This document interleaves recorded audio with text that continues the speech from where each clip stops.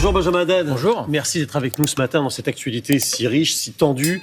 Cette nuit, information donc très importante qui est arrivée de Washington. La Maison-Blanche annonce, c'est pas Donald Trump pour l'instant, mais la Maison-Blanche annonce une pause dans les livraisons d'armes à l'Ukraine. Est-ce qu'on est face, depuis quelques heures maintenant, à un nouveau tournant majeur dans cette crise ? Fondamentalement, si on veut la paix, une décision de suspension des armes à l'Ukraine, est-ce qu'elle renforce la paix ou est-ce qu'elle l'éloigne ?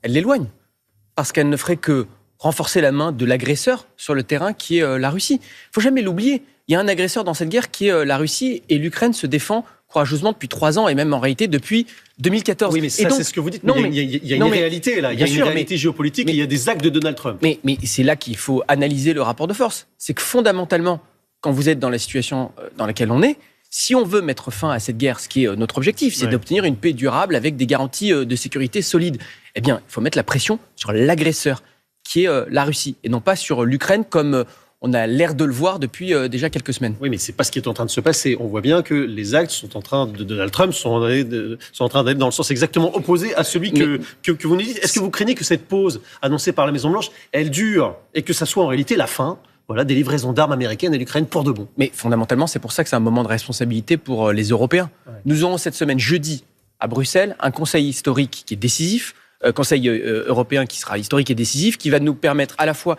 d'annoncer des mesures financières pour renforcer notre défense européenne. Donc on a demandé à la présidente de la Commission de nous faire des propositions de fonds pour renforcer nos capacités de défense européenne, mais bien sûr pour continuer à soutenir les Ukrainiens, pour les mettre dans le rapport de force le plus favorable possible pour, encore une fois, aborder la négociation et obtenir une paix durable où les Européens devront bien sûr aussi prendre leurs responsabilités avec des garanties de sécurité, parce que c'est notre sécurité qui se joue. Vous faites du wishful thinking, de la pensée magique, Benjamin Haddad. Regardez peut-être, vous avez lu l'Opinion ce matin, l'Opinion nous dit déjà que ce rassemblement, ce sommet dans 48 heures, dont vous nous dites qu'il sera historique et décisif, l'Opinion nous dit déjà ce sera un flop. Je dis, les Européens ne sont pas d'accord entre eux. Voilà, c'est la chronique d'un échec annoncé. On voit au contraire les Européens qui commencent à se mobiliser, d'ailleurs largement sous l'impulsion de la France et du président de la République. On voit l'activisme diplomatique aujourd'hui de la France qui a permis de mobiliser les Européens, puisque ça fait de nous depuis 2017 qu'on dit fondamentalement que on voit les tendances à l'œuvre dans la relation transatlantique, on voit les États-Unis qui se détournent de l'Europe pour d'autres priorités, que ce soit eux-mêmes ou que ce soit leur rivalité avec la Chine. Et donc c'est un moment pour les Européens de prendre en charge leur destin. Mais la France est seule. Ça exige des décisions qui sont effectivement des décisions majeures. La France n'est pas seule. On voit au contraire la mobilisation. On l'a vu aussi à Londres ces derniers jours pour prendre des décisions majeures sur notre sécurité, augmenter nos budgets de défense nationaux. Nous, on a commencé à le faire, vous avez bien vu, en le doublant sur les 2 mandats d'Emmanuel Macron, mais prendre des décisions aussi de financement, des décisions de capacité au niveau européen et continuer notre aide à l'Ukraine. Je rappelle tout de même que l'aide combinée des Européens, que ce soit économique, humanitaire ou militaire, elle est supérieure à celle des États-Unis. C'est pour ça que les Européens ont leur mot à dire sur ce qui se passe en Ukraine, parce que c'est notre sécurité et encore une fois que nous soutenons les Ukrainiens. Vous nous dites que la France n'est pas seule. Cela dit, la proposition d'Emmanuel Macron, c'est un grand emprunt de 200 milliards. Pour l'instant, il est le seul à le porter. Ça n'est pas repris. Vous nous dites que la France n'est pas seule, mais on voit bien que Londres, hier, a démenti Emmanuel Macron sur un projet d'accord de cessez-le-feu. Emmanuel Macron donne les grandes lignes dans le Figaro. Et 2 heures plus tard, les Britanniques disent non, pas du tout. Non, pas du tout. Il n'y a pas d'accord avec Paris. Non, pas du tout. C'est pas vrai, puisqu'encore une fois, on a eu un accord. Luc Pollard, il n'y a pas d'accord sur à quoi ressemblera une trêve. Mais là, fondamentalement, ce dont on a parlé avec les Britanniques, avec les Européens, c'est la possibilité d'une première trêve dans les airs, les mers et contre les infrastructures énergétiques, qui ouvrirait le dialogue, qui mettrait un petit peu la responsabilité sur la Russie aussi, et qui ouvrirait le dialogue sur un cessez-le-feu plus durable. Parce qu'il ne faut quand même pas oublier, encore une fois, qu'un arrêt des hostilités, un cessez-le-feu bâclé, ce n'est pas la paix. Ça peut être juste une parenthèse que la Russie pourrait utiliser pour réarmer, réattaquer. D'où l'objectif. Mais ce que je voudrais dire encore une fois sur les financements, encore une fois, c'est pour ça qu'on aura ce sommet de jeudi qui sera une première étape d'ailleurs. Parce que fondamentalement, c'est un chantier générationnel. C'est sur les 5-10 prochaines années qu'il va falloir monter en puissance des capacités, aller trouver des financements soit dans les fonds de cohésion, dans le mécanisme européen de stabilité, dans ce qui reste peut-être du grand emprunt Covid. Et en effet, poser les jalons peut-être demain, d'un emprunt commun sur les questions de défense. Pourquoi ? On l'a fait pendant le Covid. Vous savez, on nous avait dit que c'était impossible. Là aussi, sous l'impulsion de la France et de l'Allemagne à l'époque, on l'avait fait. Non mais attendez, moi je veux bien parce que... pardon, il faut qu'on s'arrête là-dessus. On peut pas faire le quoi qu'il en coûte tous les mois. On a eu à tous les tournants, on a eu les mêmes Cassandres qui nous ont dit que c'était impossible. Et je me rappelle très bien que pendant la crise Covid, on nous avait dit les Européens vont se diviser, l'économie va s'effondrer, et on a su surmonter des tabous historiques, s'unir et mettre un grand emprunt de 750 milliards d'euros pour relancer nos économies face à une crise existentielle. Nous sommes à un autre moment existentiel de notre histoire face à la menace de la Russie. C'est pour ça, effectivement. Ah oui, mais fondamentalement, c'est aussi pour ça qu'il faut expliquer pourquoi on est face à un tournant qui fait que on va devoir réfléchir aussi à nos modèles économiques.